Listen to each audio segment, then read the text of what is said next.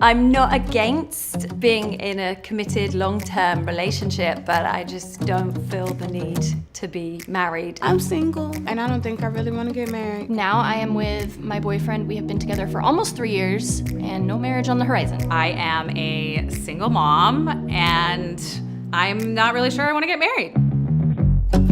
I'm Mona Chalabi, and this is Full Disclosure from Bumble. Marriage in the US has hit a historic low. What can that huge change be attributed to? There are plenty of upsides to marriage, like health insurance benefits, tax deductions, and legal protections. Some of us are starting to move away from a more traditional definition of marriage, while others will still see it as a formal and bonding commitment, especially if their religion celebrates marriage as exactly that. We're still living in a society where saying we have been married for 50 years is framed as a success. And maybe it is. But if it is the reverse of that, so saying that you've never been married is kind of framed as a failure. And that doesn't seem okay. If marriage isn't the end all be all, how else can we commit to one another?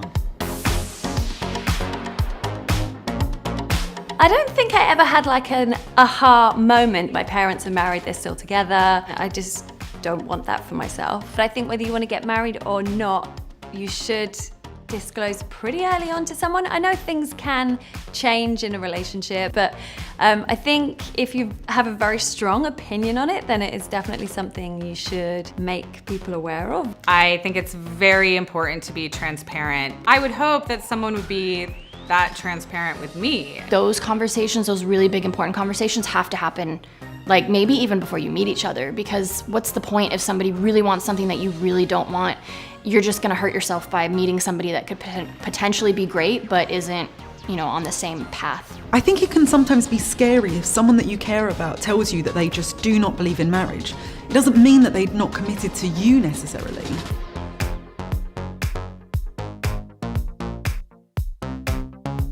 I've been queer for a long time. My dad said, you can be queer. Just by 25, give some kids. And I'm like, at 25, we're pretty much trying to figure out how to stay alive to 25. So, our mindset is of survival in the world. So marriage is at the bottom.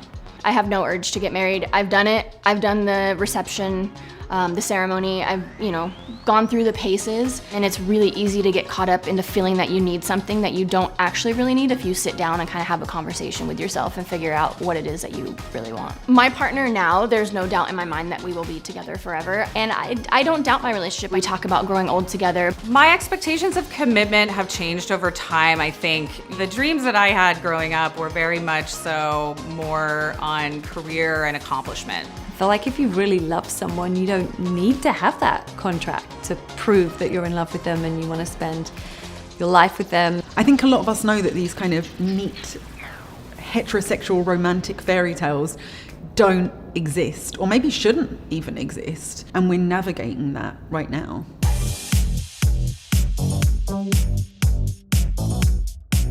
Marriage and parenthood do not have to go hand in hand anymore, if ever they did.